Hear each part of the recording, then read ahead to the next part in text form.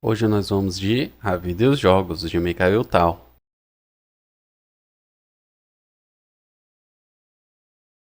Olá, seja bem-vindo, esse é o canal Felipe Xadrez e hoje, pessoal, vamos para mais uma partida do livro A Vida e os Jogos, de Mikhail Tal. Na partida de hoje, Tal joga contra... Eu vou olhar a colinha aqui, que o nome desse é difícil. É Sven Johannesson. Eu acho que é isso aí, tá? Se a pronúncia estiver errada, por favor, me desculpem, mas o nome vai estar aí. Vocês dão uma olhadinha. Bom, vou chamar ele de Sven, que é mais fácil, ou Johan, tá? Essa partida ocorreu em 1959 em Riga, já não é mais o torneio de candidatos, mas é uma partida que o Tal mencionou que ele achou muito importante, tá? Uma partida aí onde ele conseguiu ter uma boa experiência aí para o que viria posteriormente, que era a disputa do Mundial. Bom, antes da gente ir pro tabuleiro, você que está chegando agora, já aproveita, se inscreve no canal, ativa o sininho para não perder nenhum vídeo. Toda vez que sair vídeo novo, o YouTube vai te notificar. Deixa o like, pessoal, que isso ajuda bastante na divulgação do vídeo. E para quem curte o conteúdo do canal, considere se tornar membro e apoiar o canal. Quem não quiser ou não puder, não tem problema nenhum. Compartilhe o vídeo, já ajuda bastante também. Sem mais delongas, bora pro tabuleiro. Pessoal, vou manter a visão das brancas aqui, porque o Tal está jogando de brancas. E o Johan aqui, né? Vamos chamar de Johan, que é o mais fácil. O Johan está jogando de pretas. O Tal ele abre aqui com D4, peão dama. Cavalo F6, C4, C6. A gente foi aqui para uma eslava, né? Barra Índia do rei. Cavalo C3, D5. Cavalo F3, G6, bispo F4, bispo G7 e E3. Aqui acabou transpondo para uma Grunfeld. Aí, jogadores de Grunfeld. Rock, então aqui o Johan coloca o rei dele em segurança. Bispo em E2 desenvolvendo. Inclusive, bispo em E2 foi o último lance de livro, pessoal. Aqui, C5 já é um lance legal. Ok, jogável, mas já não é mais teórico. É o melhor na posição, mas não é mais teórico. Então, D toma C5, dama 5, pressionando agora na posição o peão de C5. Roque, o Tal prefere colocar o rei dele em segurança. D toma C4, bispo toma C4 e dama toma C5. Tal aqui vai para cavalo E5, um lance um tanto quanto estranho, né? Porque deixa eu voltar aqui, pessoal. O mais jogado aqui de longe é dama aqui em B3, para fazer aquele estilingue legal aqui com o bispo sempre pressionando no ponto de F7. Mas o Tal aqui ele vai para uma ideia muito interessante com o cavalo em E5, que como dito não é o melhor lance na posição, porque veria agora como seguiu na partida cavalo de BD7 pressionando o cavalo, agora sem ter aqui cavalo e bispo atacados. Mas aí como é que o Tal resolve isso? Olha como o Tal é criativo, pessoal. Ele faz bispo toma F7 cheque. E aqui é claro, né? Vai ter que tomar de torre. Então torre toma F7, cavalo toma F7 e rei toma F7. Mas fala, Felipe, ele entregou duas peças menores para uma torre, né? Em geral, duas peças menores jogam mais. Sim, pessoal, mas a ideia do Tal aqui que é o seguinte. Ele tirou de jogo uma torre que estava desenvolvida. A outra torre aqui do Johan não está desenvolvida. Então, vamos lá. Aqui é aquilo que a gente fala de ganho dinâmico das peças, né? A questão da atividade das peças. Bom, seguindo aqui, dama B3, agora sim com cheque. Rei em F8. E esse lance aqui exclama, pessoal, porque é o único lance aqui que salva o rei aqui com segurança sem perda de material, tá? Torre de AC1, então Tal já trouxe uma das torres dele para o jogo.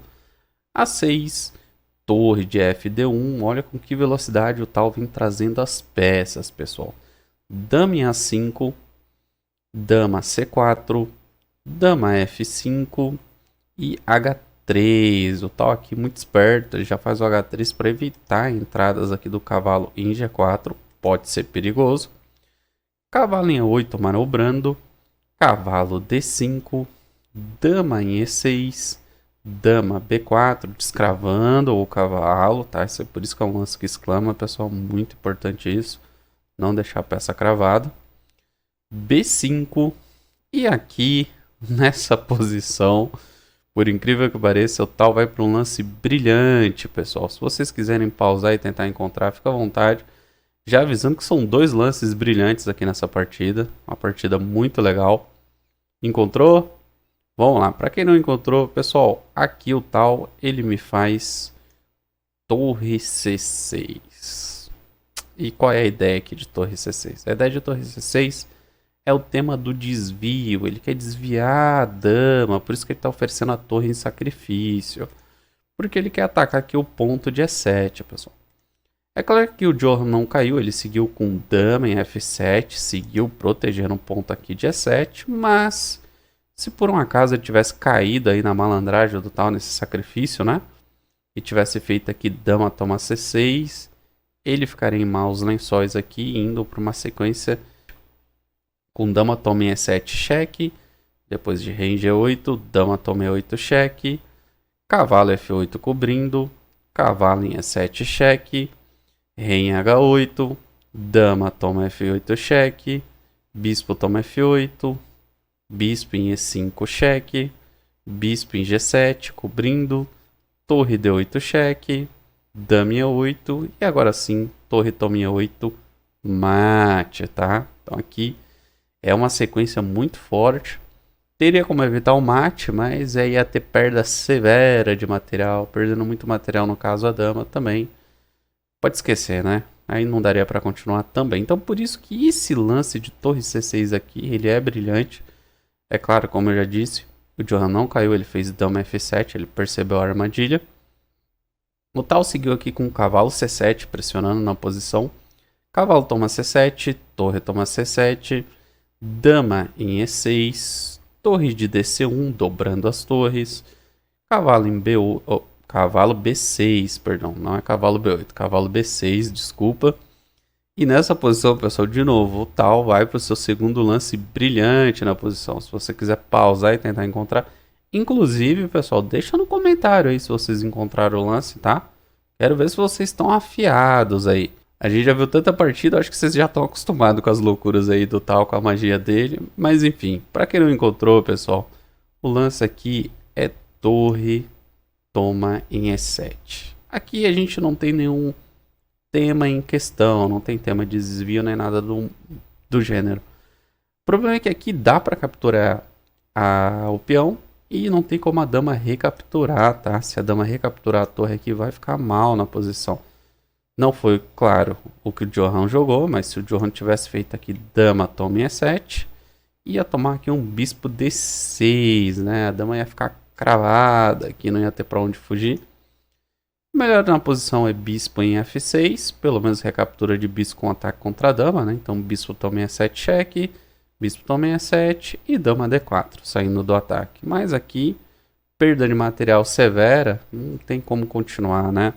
Por mais que você fale assim, pô Felipe, tem 3 peças menores pela dama, não é material suficiente? Não, pessoal, não é, tá? Eu acho que a dama aí, se eu não me engano, se não me falha a memória, 3 peças menores até daria a questão de pontuação, né? 3 pontos para cada uma, 9 pontos para uma dama. Mas a questão dinâmica aqui na posição deixa muito mal o jogador de pretas. Tem o rei exposto, a dama também posicionada, a torre não está jogando muito bem ainda. Tem uma maioria de 4 peões aqui contra 2 na ala do rei. E dama dá muito cheque. Então aqui o jogador de pretas está numa situação extremamente difícil. Então por isso que não dá para capturar a torre. Então vamos voltar lá. De novo, essa torre aí o tal pega que é sua. E aí o Johan não pega porque ele sabe que não pode. Ele seguiu aqui com um cavalo D5 agora dando um duplo. Eu tenho certeza que vocês viram esse duplo. Mas não é um duplo, pessoal. Porque depois de torre toma aqui em E6 cheque. Caiu a dama. Temos cavalo toma B4. Trocaram as damas? Não, porque tem agora bispo D6 cheque. Cavalo vai cair na sequência. Não tem jeito, tá, pessoal? Aqui o Johan abandona a partida, tá? Não tem como continuar. Inclusive a engine dá uma sequência muito forte aqui, que não é nem capturando o cavalo, que é com depois de rei em F7 atacando a torre, torre em E7 cheque, rei G8, torre de CC7, bispo F8, torre em E8 cravando o bispo, bispo B7, torre toma 8, bispo toma 8. E aqui a gente já vê que tá bem melhor pro jogador de brancas, tá, pessoal? Que não tem para onde correr. Isso é uma possível continuação, tá? Depois ali do lance de bispo em D6 check, aí acabou, o Johan abandonou. Vamos dar uma olhada agora, pessoal, no relatório do chess.com pra gente ver como ficou essa partida. A precisão do Tal, pessoal, ficou em 92.8 e Johan ficou em 81.8. Tal fez seus dois lances brilhantes. E essa partida é uma daquelas partidas que não dá pra dizer que um único lance, né, fez com que o jogador perdesse a partida. É uma daquelas que, conforme os lances vão sendo jogados, pouco a pouco os jogadores vão ganhando vantagem e aí consegue acumular boas vantagens e arrematar a partida. Como não dá para mostrar todos os lances, eu queria destacar aqui no tabuleiro com vocês esse lance aqui, um pouco antes do lance brilhante, do primeiro lance brilhante do Tal. Estamos indo aqui, pessoal, para o 20º lance na partida. Depois de dama B4, saindo aí da cravada do cavalo.